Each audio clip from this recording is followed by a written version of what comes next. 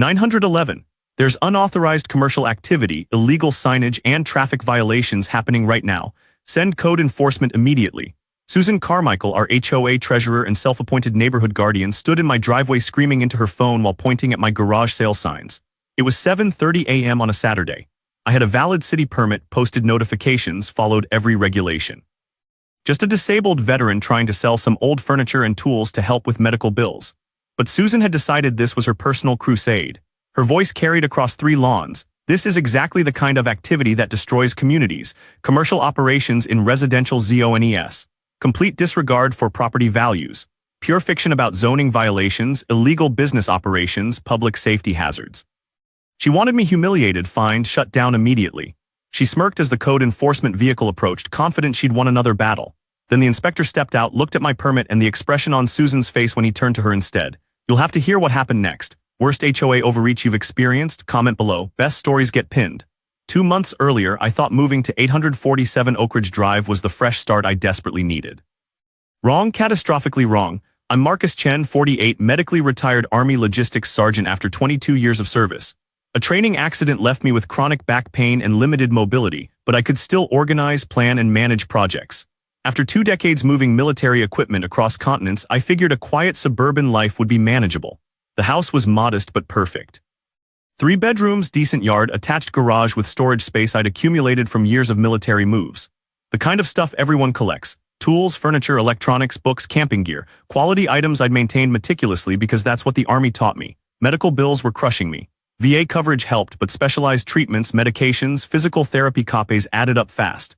I needed maybe $3,000 to get ahead of the debt spiral. A garage sale seemed like the obvious solution. Enter Susan Carmichael. Imagine your worst micromanaging supervisor, add unlimited free time and zero accountability, then give her minor authority over residential property.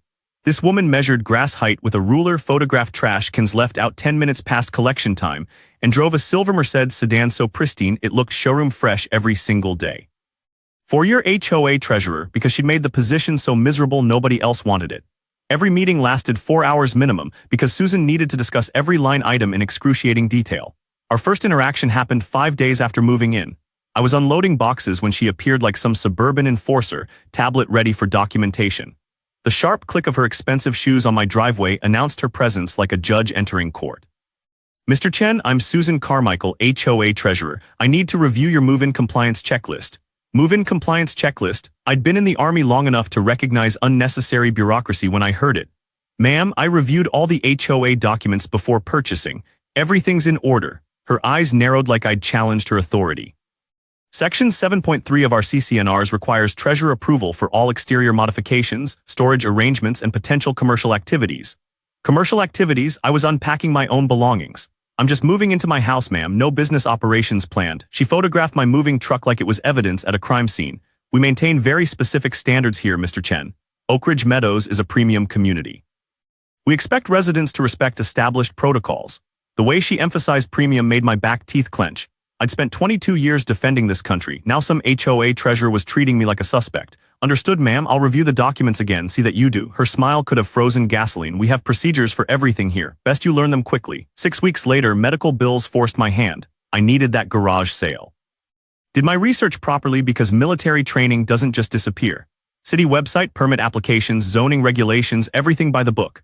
Oak Ridge had clear garage sale ordinances, 2 sales per year per residence, maximum 3 consecutive days, permit required, $25 fee, signs allowed on private property only, no blocking sidewalks or streets. Simple, straightforward regulations I could follow easily.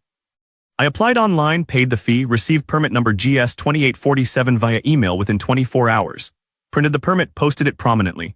Scheduled the sale for Saturday and Sunday, 8 a.m. to 4 p.m. Notified my immediate neighbors as a courtesy. Posted 3 signs. 1 on my garage door, 1 on my lawn facing the street, 1 small directional sign at my driveway entrance. All compliant with city size restrictions and placement rules. Friday evening I organized everything in my garage. Furniture grouped logically, tools displayed on folding tables, electronics tested and priced fairly, books arranged by category, military precision applied to civilian garage sale logistics. The smell of cardboard and old leather mixed with evening air. The satisfying order of properly organized inventory. This was something I understood, something I could control when chronic pain made so much else unpredictable. Saturday morning 6:45 a.m. I was setting up the driveway displays when Susan's Mercedes pulled up like a patrol vehicle at a crime scene. She stepped out holding her tablet like a weapon, face already flushed with righteous anger. "Mr. Chen, what exactly is happening here?" "Garage sale, ma'am. I have a city permit. Everything's compliant with ordinances." Her laugh was sharp as broken glass. "You think a city permit overrides HOA regulations?" My stomach dropped. "Ma'am, I reviewed the CCNRs thoroughly. There's no prohibition on garage sales. Section 9.7 specifically addresses commercial activities in residential zones. This isn't commercial activity, it's a personal garage sale. The city explicitly permits 2 per year." She photographed everything. "My signs, my merchandise, my permit posted on the garage door. The HOA board will determine what constitutes commercial activity, Mr. Chen. Not city bureaucrats who don't understand community standards, but I have a valid permit." Her smile was predatory. "We'll see how valid it is after I make some calls." She drove away, and I should have known right then this wasn't about regulations or property values. Susan Carmichael had found a new target for her control obsession. By 7:15 a.m., early shoppers were browsing my tables. Nice people, neighbors from surrounding streets, young couple looking for furniture, elderly man interested in my tool collection, normal garage sale traffic. At 7:32 a.m., Susan returned with reinforcements. Code enforcement officer in a city vehicle plus 2 other HOA board members I'd never met. The code enforcement officer, a tired-looking man named Rodriguez, approached with obvious reluctance. "Sir, I received a complaint about unpermitted commercial activity at this address." I showed him my printed permit. "Officer, permit number GS 2847, issued Thursday, valid through Sunday evening." Rodriguez examined it carefully. "This permit is valid and properly displayed." He turned to Susan. "Ma'am, this is a legal garage sale under City Ordinance 14.7. Susan's face flushed darker. "The HOA has regulations that supersede city permits." Rodriguez sighed like he'd had this conversation before. "Ma'am, HOAs cannot prohibit activities explicitly permitted by city ordinance. That's established case law. We'll see what our attorney says about that. You're welcome to consult your attorney, but this garage sale is legal." He nodded to me. "Carry on, sir, you're in compliance." Susan stood there vibrating with fury as Rodriguez drove away. The 2 board members with her looked uncomfortable, clearly dragged into something they hadn't expected. "Susan, maybe we should table this discussion," one of them suggested. "If the city says it's legal, the city doesn't understand our community standards, Frank." She turned back to me, voice dropping to something cold and dangerous. "This isn't over, Mr. Chen, not even close." She photographed everything again, taking close-ups of price tags like they were evidence of international smuggling. The rest of Saturday proceeded normally. I sold about $800 worth of items. Furniture, tools, kitchen equipment people actually needed. Friendly conversations with neighbors who appreciated quality goods at fair prices. But Sunday morning brought Susan's next escalation. 7:00 a.m. Before I'd even finished setting up, she returned with a professional photographer and someone who introduced himself as a property value assessment consultant. They documented everything. Wide shots, close-ups, neighborhood context photos. The consultant took notes on a tablet, nodding seriously while Susan provided commentary. Unauthorized commercial signage, traffic disruption, aesthetic degradation, potential zoning violations. The photographer was clearly uncomfortable. "Ma'am, this just looks like a normal garage sale. Document everything," Susan snapped. "The board needs comprehensive evidence." My neighbor Tom walked over, coffee cup in hand. "Susan, what the hell are you doing? Marcus has a city permit. This is harassment." "This is community protection, Tom. Property values don't maintain themselves." "Property values?" Tom gestured at my organized tables. "He's selling used furniture, not running a crack house." The assessment consultant cleared his throat. "Ma'am, I should mention that legal garage sales don't typically impact property valuations." Susan ignored him completely, directing the photographer to capture different angles.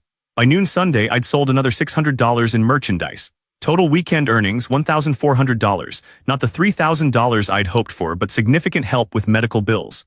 Monday morning brought the declaration of total war. Certified letter from the HOA attorney demanding immediate cessation of all commercial activities, $500 fine for unauthorized business operations, $200 fine for noncompliant signage, and $150 fine for traffic violations. Total damages, $850, more than half my garage sale earnings. I called the number on the letterhead. The attorney, Michael Bradford, sounded bored. "Mr. Bradford, I had a valid city permit for a legal garage sale. These fines are completely unjustified. Mr. Chen, the HOA has broad authority to regulate community standards. Your commercial activities violated multiple covenants. It wasn't commercial activity, it was a garage sale. 2 days, city permitted. The HOA board has determined otherwise. You can appeal to the board if you wish. How do I appeal?" Written request submitted to the treasurer, reviewed at the next quarterly meeting.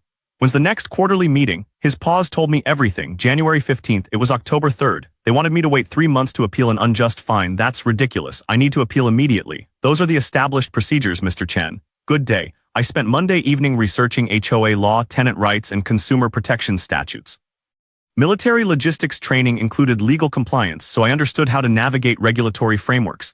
What I found was infuriating. HOAs in our state had enormous power, but that power wasn't unlimited. They couldn't prohibit activities explicitly permitted by municipal ordinance. They couldn't levy fines without proper notice and hearing procedures. And they definitely couldn't ignore their own bylaws when convenient. I pulled up Oak Ridge Meadows HOA bylaws. Section 12.4 covered the appeals process. Written appeals must be reviewed within 30 days. Emergency board meetings could be called with 72 hours notice if 3 board members requested it. Susan was violating the HOA's own procedures. Tuesday morning, I drafted a formal appeal. Cited the city permit, the code enforcement officer's determination, relevant case law about HOA limitations, and the bylaw requiring 30-day appeal review. Delivered it personally to Susan's house at 4:00 p.m. She answered the door in tennis whites, clearly just back from the country club. Mr. Chen, you should have mailed this to the HOA post office box. Section 12.4 allows hand delivery to any board member. I need a receipt. Her jaw clenched. This will be reviewed at the appropriate time. The bylaws require review within 30 days. I expect a hearing scheduled within that time frame. The board will follow proper procedures. I'm sure you will, ma'am. I'll be monitoring compliance carefully. Her eyes flashed with something dangerous. You're making a serious mistake, Mr. Chen. I'm following the bylaws you're supposed to enforce. Wednesday brought the next escalation. Susan filed a complaint with the city zoning board claiming I was operating an ongoing commercial business from my residence. Alleged I was running weekly sales, advertising online, accepting commercial deliveries. Complete fiction. The zoning investigator, a professional woman named Patricia Moore, called Thursday morning. Mr. Chen, I need to discuss complaint ZC 8847 regarding commercial activity at your residence. I explained everything. Single garage sale, valid permit, 2 days only, no ongoing business operations. Can you provide documentation? I emailed her the permit, photos of my posted signs with timestamps, even receipts from shoppers who'd paid by check or Venmo. Mr. Chen, this complaint appears to be completely without merit. You conducted a legal garage sale. That's explicitly permitted activity. The HOA treasurer filed the complaint. She's been harassing me since Saturday. Patricia's sigh carried years of frustration. HOA disputes are unfortunately common. For what it's worth, you're in full compliance with city regulations. I'll be closing this complaint as unfounded. Can I get that determination in writing? Absolutely. I'll email you the official closure notice today. That closure notice became my first real weapon. Official city documentation that Susan's complaints were baseless harassment. Friday evening, I attended my first HOA board meeting. Held in the community center, maybe 30 residents present, Susan presiding from a head table like a judge at trial. The meeting agenda was posted. 12 items, none mentioning my appeal. During open comment period, I stood up. My back screamed in protest, but I kept my voice steady. I submitted a formal appeal of unjust fines on Tuesday. The bylaws require it be addressed within 30 days. I'd like it added to tonight's agenda. Susan didn't even look up from her notes. Appeals are reviewed in the order received. Yours will be scheduled appropriately. I'm the only pending appeal. There's no order to maintain. Mr. Chen, I don't appreciate your tone. This board follows proper procedures. An elderly man in the back spoke up. Susan, if the young man filed an appeal, shouldn't we at least discuss it? Not without proper vetting, Harold. We have protocols. But a younger woman raised her hand. I'm confused. The bylaws say 30 days. Why can't we address it tonight? Susan's face flushed. Because I haven't completed my investigation of the underlying violations. What investigation? I had a city permit. Code enforcement confirmed compliance. The zoning board closed the complaint as unfounded. I produced Patricia Moore's official closure notice. The city determined there were no violations whatsoever. The board members looked at each other uncomfortably. Susan grabbed the notice like it was contaminated. This doesn't address HOA-specific covenant violations. What specific covenants did I violate? Her smile was razor sharp. That's what my investigation will determine. The meeting continued for another 2 hours. Susan discussed every line item in the quarterly budget with excruciating detail while my back pain intensified. But something important happened. 3 board members approached me afterward. Marcus, I'm Jennifer Walsh, board secretary. Susan's been treasurer for 4 years, and honestly, she's gotten increasingly difficult. Frank Morrison, board member at large. That garage sale fine seems excessive. Most of us didn't even know about it until tonight. The 3rd member, David Park, looked angry. I've been asking Susan for financial records for 6 months. She keeps saying they're being audited, but I don't think there's any audit happening. This was bigger than my garage sale. Susan had been operating without oversight for years. Can you call an emergency board meeting? I asked. The bylaws allow it with 3 members requesting. Jennifer nodded slowly. We could, but Susan will fight it viciously. She's already fighting viciously. At least this way we follow proper procedures. That weekend, Jennifer, Frank, and David formally requested an emergency board meeting to review my appeal and discuss treasurer oversight procedures. The bylaws required Susan to schedule it within 72 hours. She scheduled it for 6:00 a.m. on a Wednesday, maximum inconvenience for everyone involved. But all 3 board members showed up. So did I, despite the early hour making my back pain nearly unbearable. Susan opened with a 40-minute presentation about my violations. Photos of my garage sale, traffic estimates, property value impact assessments, neighbor complaints. Except when she mentioned neighbor complaints, Tom stood up from the audience. That's a lie, Susan. I'm his next-door neighbor. I never complained. Neither did the Johnsons or the Patels. We all thought the garage sale was fine. Susan's face went red. I have documented complaints. From who? Show us the documentation. That's confidential board business. Jennifer interrupted. Susan, as secretary, I should have copies of all official complaints. I don't have any regarding Marcus's garage sale. The complaints were submitted verbally to me as treasurer. Frank leaned forward. Susan, did you file the city zoning complaint yourself? Her pause was damning. I filed it as HOA treasurer representing community interests. David pulled out a tablet. Susan, I've been reviewing financial records you finally provided last week. There are some concerning discrepancies. That's not relevant to this hearing. Actually, it is. You've been using HOA funds to pay for private investigators, photographers, and legal consultations without board approval, including the photographer at Marcus's garage sale. The room went silent except for the hum of fluorescent lights. Those were necessary expenditures for community protection. David's voice was cold. You spent $1,200 in HOA funds investigating a legal garage sale. That's misappropriation. Susan stood up, shaking with rage. I have served this community for 4 years. I will not be questioned by people who don't understand the complexities of HOA management. Jennifer spoke quietly. Susan, I'm making a motion to void Marcus's fines and launch a formal audit of treasurer expenditures. I second, Frank said immediately. All in favor, David asked.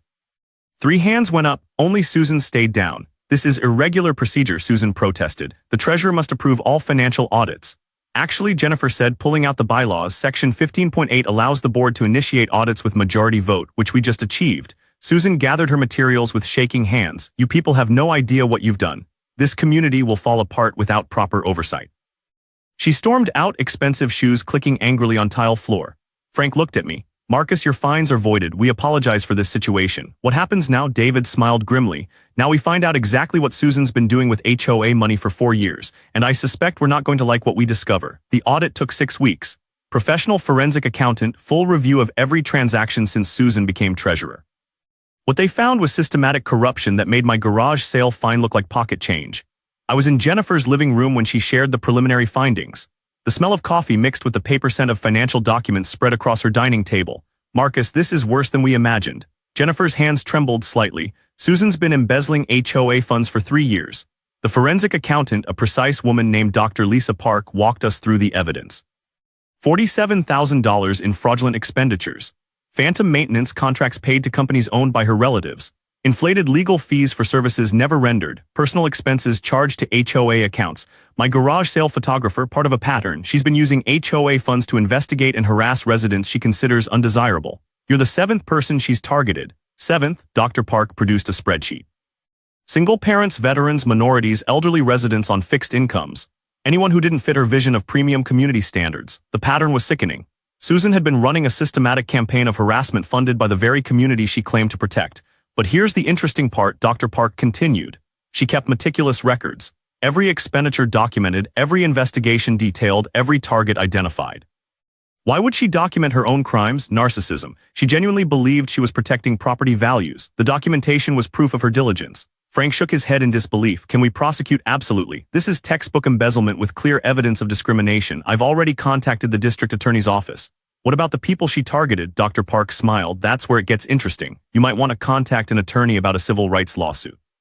The next HOA meeting was standing room only. Word had spread about the audit findings. 40 residents packed the community center, many I'd never seen at meetings before. Susan wasn't present. Her attorney had advised her not to attend. Jennifer, now acting treasurer, presented the audit summary. Professional, factual, devastating. When she finished, the room erupted. Residents shouting about their own experiences with Susan's harassment. Stories of unjust fines, discriminatory enforcement, systematic targeting. Tom stood up. I want to know how this happened. How did one person steal $47,000 without anyone noticing? Lack of oversight, David admitted. The board trusted the treasurer without requiring regular financial reviews. That was our failure. An elderly woman raised her hand. What happens to Susan now? Criminal charges are being filed, Jennifer said. The district attorney is reviewing evidence for embezzlement, fraud, and civil rights violations. And our money? We're pursuing full restitution through both criminal and civil proceedings. Additionally, we're implementing new financial controls to prevent this from ever happening again, but the real bombshell came from an unexpected source. Mrs. Patricia Acaffer, a retired lawyer who lived 3 streets over, stood up with a thick folder. I've been documenting Susan's harassment for 18 months. I'm prepared to file a class action lawsuit on behalf of all targeted residents. The room went silent. Mrs. Acaffer continued, what Susan did wasn't just theft, it was systematic discrimination based on economic status, family structure, and in several cases, race. That's prosecutable under federal fair housing law. She looked directly at me. Marcus, your garage sale was just the latest incident, but it might be the one that brings everything down. 3 months later, I stood in federal court watching Susan Carmichael accept a plea deal. 5 years prison for embezzlement and fraud. $47,000 restitution to the HOA, permanent ban from serving on any HOA board. The civil rights lawsuit was still pending, but Susan's attorney had indicated willingness to settle. But the real victory wasn't legal. It was community transformation. The new HOA board, elected in emergency proceedings, implemented radical transparency. Monthly financial reports posted online. Open meetings with actual resident input. Reasonable enforcement of actual violations, not manufactured harassment. And they did something that would have given Susan a heart attack. They officially endorsed community garage sales as neighborhood building activities. 6 months after my garage sale disaster, Oak Ridge Meadows held its first community-wide sale. 40 families participated. The HOA provided advertising, traffic management, even coffee and donuts for shoppers. I set up my tables again, this time selling the last of my excess belongings, but also helping neighbors price items, organize displays, manage the logistics I understood from military training. Jennifer approached mid-morning, coffee cup in hand. Marcus, the town council, called yesterday. They want to use Oak Ridge as a model for community engagement. Model for what? Apparently, our transformation from Susan's dictatorship to actual community cooperation is newsworthy. They're writing new HOA oversight regulations based on what we implemented. My garage sale inspired municipal reform. Your garage sale exposed corruption that was destroying families. The reform is just the legal response. Tom walked over with a young couple interested in my old camping gear. After they left with a tent and sleeping bags, he grinned. You know what's funny? Property values have actually increased since Susan left. How much? 8%. Turns out people like living in communities that aren't run by tyrants. The afternoon sun painted everything gold as families browsed tables, kids played in yards, neighbors actually talked to each other. The community Susan claimed to protect was thriving without her. Rodriguez, the code enforcement officer from that first Saturday, stopped by to buy some tools. Mr. Chen, I wanted to thank you. For what? Making my job easier. I used to get 5 calls a week from Susan about imaginary violations. Now I get maybe 1 call a month about actual issues. Just trying to live peacefully, officer. You did more than that. He gestured at the busy street. You reminded people that communities are built by cooperation, not control. As evening approached and families packed up their tables, Mrs. Acaffer found me counting my earnings. $800, enough to cover next month's physical therapy. Marcus, the settlement offer came through. Susan's insurance will pay $125,000 to be divided among targeted residents. My share? About $18,000, enough for your medical bills, enough to get ahead of them finally, she smiled. Sometimes standing up to bullies pays dividends beyond justice. The last table was folded, the last shopper departed, and Oak Ridge Meadows settled into peaceful evening. The same neighborhood where Susan had tried to destroy me over a legal garage sale now felt like actual community. Jennifer called an impromptu gathering at the community center. Pizza, beer, celebration of successful sale day. 40 residents showed up. Families who'd been harassed, isolated, or intimidated under Susan's reign. Now laughing, sharing stories, planning next month's community event. Frank raised his beer. To Marcus, who had the courage to fight back when the rest of us were too intimidated. I stood up, back aching but spirit light. I didn't fight alone. You all stood up when it mattered. That's what changed everything. Tom added, to communities built on cooperation, not control. The toast echoed through the room and I realized something profound. Susan had tried to use a garage sale to destroy me. Instead, she destroyed herself and liberated an entire community in the process. 6 months later, my phone rang with an unexpected call. City Council member James Rodriguez, no relation to the code enforcement officer.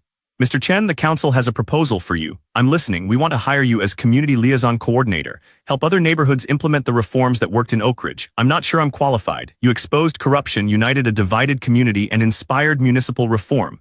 You're exactly qualified. The salary would cover my medical bills with room to spare. The work would use my logistics skills in meaningful ways, and I'd be helping communities escape the kind of tyranny Susan had imposed. I accepted. 1 year after my garage sale, I stood before the city council presenting the Community Engagement Initiative. 12 neighborhoods had implemented Oak Ridge-style reforms. HOA complaints to code enforcement had dropped 60%. Resident satisfaction surveys showed dramatic improvement.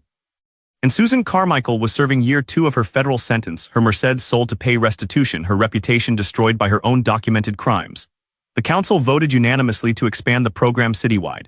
As I left City Hall, my phone buzzed, text from Jennifer. Community barbecue this Saturday, your presence requested. We're celebrating 1 year of freedom from tyranny. I'd be there, in the neighborhood where a simple garage sale had sparked a revolution. Sometimes the smallest acts of resistance create the biggest changes. You just have to be willing to stand up when it matters. And maybe, just maybe, keep meticulous records of everything. Military training has its advantages. The chrome on my old camping gear never looked so good.